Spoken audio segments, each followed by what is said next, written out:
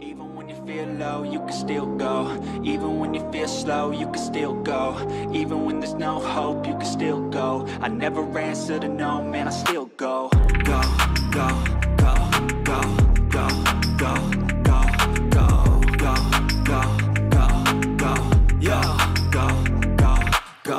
Hustle hard, hustle every single day. I'll be making moves till I'm buried in my grave. To the system, I don't wanna be a slave. I've been doing shit my way. Retrouvez les produits Eric Favre sur ericfavre-nation.sn. Ben réaménagement boo xamante ni cadre yi dañ leen di aménager tout comme ay Sadio Mané, Gana Gueye ainsi de suite pour donner beaucoup plus de temps de jeu aux jeunes yi nga xamante ni ñoom la ñu promouvoir ñu ñëw équipe nationale wala Pape Thiaw si style bu mu jot a tegagum nii nekk na loolu convaincre. Non, en fait les xam nga dafa am du question de style pour man du question de style question de réalité la. ñi ñu def cadre ñi ñuy wax cadre ils sont vieux ak yooyu.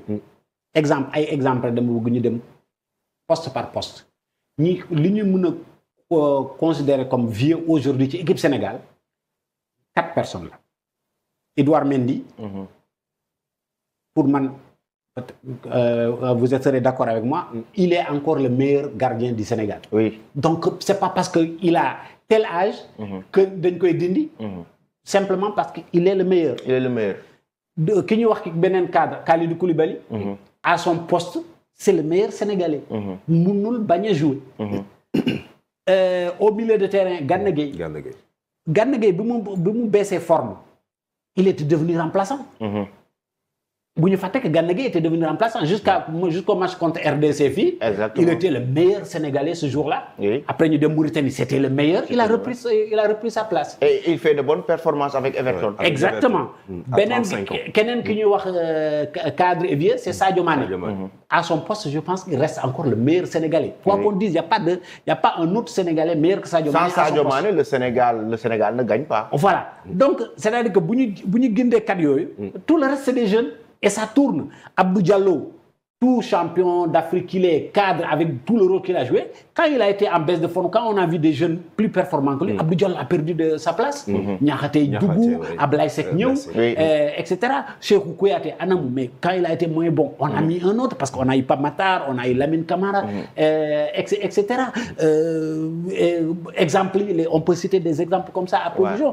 L'équipe du Sénégal est très jeune. Niakhaté est jeune, Crépin est jeune, El Hadj Malick est jeune, pour parler de défense. Milieu de terrain bi Pape Matar, Lamine Camara, ils sont jeunes. Habib Diarra est jeune, Iliman Ndiaye jeune, Chérif Ndiaye, etc. L'équipe a été recomposée en vérité. Donc bu ñu nee les cadres rek on oublie que l'équipe a vraiment subi un vrai donc vous n'êtes pas d'accord avec ceux qui disent que l'équipe est en phase de transition? Pas du tout. On a fait la transition. C'est ce que les gens pour moi n'ont pas compris. On a entamé la transition depuis longtemps avec l'intégration de ces ñi ma la cité yëpp ils étaient là depuis longtemps. Les nouveaux avec Pape Thiaw c'est Sabali. Les El Hadj Malick Diouf, les Mikayilou Faye, mais ils entraient dans l'équipe progressivement. Lamine Camara a intégré l'équipe progressivement, Pape Matar Sarr, etc. Le processus, on l'a entamé depuis qu'on est champion d'Afrique.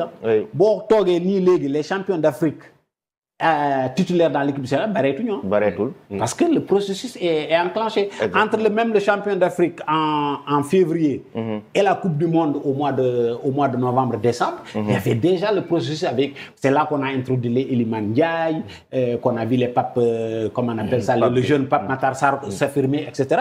Non, processus boobu commencé nañ ko beeg loolu ci côté boobu dama bëgg rek gars yi rassurer benn affaire. Sénégal, on touche du bois.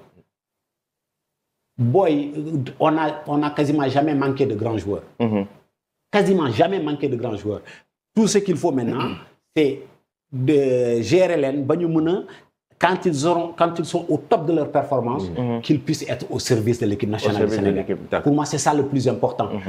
Amul benn coach boo xam ne qui va voir un jeune qui est meilleur qu'un cadre. Non, parce que qui cadre le on a vraiment rajeuni l'équipe du Sénégal. Une deuxième question, c'est par rapport à la prochaine Coupe d'Afrique au Maroc en 2025.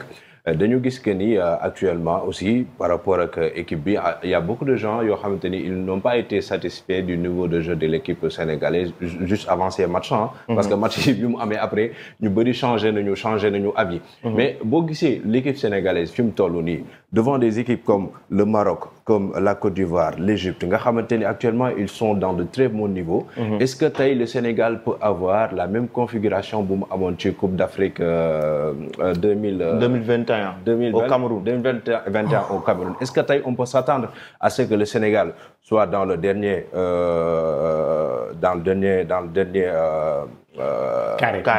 carré est-ce que wala Sénégal si dafa war a ñëw ak en position boo xam ni day ni bon si j'atteins la demi-finale rek ça me suffit déjà ou bien Sénégal dafa war a ñëwaat pour jouer la finale et la gagner. Non, Sénégal amatul comment on appelle amatul choix. Tout résultat différent du titre c'est un mauvais résultat pour le Sénégal.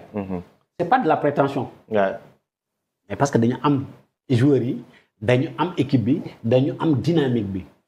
maa ngi lay wax ne que 2024. ba mu jeex on n'a pas perdu un seul match. C'est important pour un départ mais attention et foofu la gars yi war a bàyyi xel parce que on parle beaucoup de la CAN. Mais la CAN est très très lointaine. La CAN c'est en décembre, c'est dans un an. En décembre 2025 pour aller à janvier 2020. C'est dans un an mais avant la CAN il y a les éliminatoires de Coupe du Monde. Pour moi c'est les éliminatoires de Coupe du Monde ñooy arbitre la CAN. Et éliminatoire Coupe du Monde ñoo gën a difficile éliminatoire CAN. On a fait nos éliminatoires de CAN en 3 mois on a joué nos 6 matchs 5 victoires benn nul il y a pas de problème. Mais en 2025 là mars juin septembre novembre on a des matchs autrement plus difficiles. On a un déplacement à faire à comment on appelle ça à Kinshasa. Oui. On a une double confrontation avec le Soudan. Le Soudan, oui. Et dans un groupe boo xam ne kenn kese mooy qualifié. Donc on parle de la CAN oui c'est bien la CAN mais la CAN pour man nañ ko teg de côté. Et déjà la RDC nous a tenu en échec à domicile. Déjà nañu pour man nañu teg CAN bi de côté. Concentré wu ci éliminatoires yi. Man à la sortie des éliminatoires nag li ñu def ci éliminatoires yi mën na. mun nga am une vision par rapport à la CAN. Mais ak lu mënti demee loo doole joo mënti am actuellement. Il faut essayer de gagner la CAN d'abord tant que nattuñu ko ci éliminatoire yi. Et ça c'est en mars. C'est au mois de juin. C'est au mois de novembre. Ça va être des matchs très compliqués pour le Sénégal. Nañu concentrer ci match yooyu d'abord pour man. moo ëpp solo. C'est le plus important. Parce que bu ñu Sénégal ak nu mënti demee. Comme on a dit ak bu ñu xalaat ci CAN il faut que Sénégal qualifie Coupe du Monde d'abord. tam nañ ko. neex na.